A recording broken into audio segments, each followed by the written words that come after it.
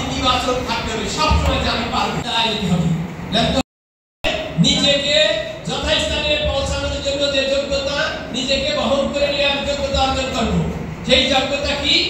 আমাদের এখন বিশ্ববিদ্যালয়ে ভর্তি পরীক্ষা দিতে গেলে একটা আসনের জন্য কমপক্ষে 80 জনের পরীক্ষা দিতে হয়। আর তোমরা যখন এই আর 5 বছর পরে হবে 100-200 লোকের মধ্যে একজন চান্স পাবে ভালো বিশ্ববিদ্যালয়ে মেডিকেলে। সুতরাং এই কথাগুলো বলছি যে সেই চ্যালেঞ্জের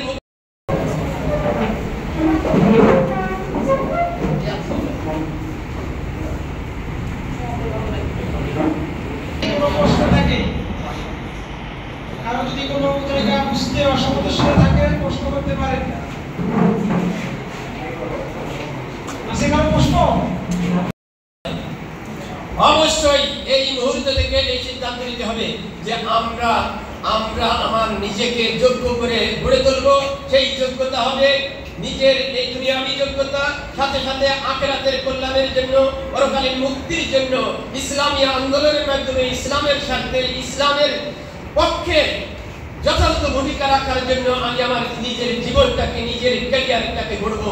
জাহেলিয়াতের সকল চ্যালেঞ্জের মোকাবেলায় ইসলামের শ্রেষ্ঠত্ব প্রমাণ করবো আমি প্রতিটা পদক্ষেপে।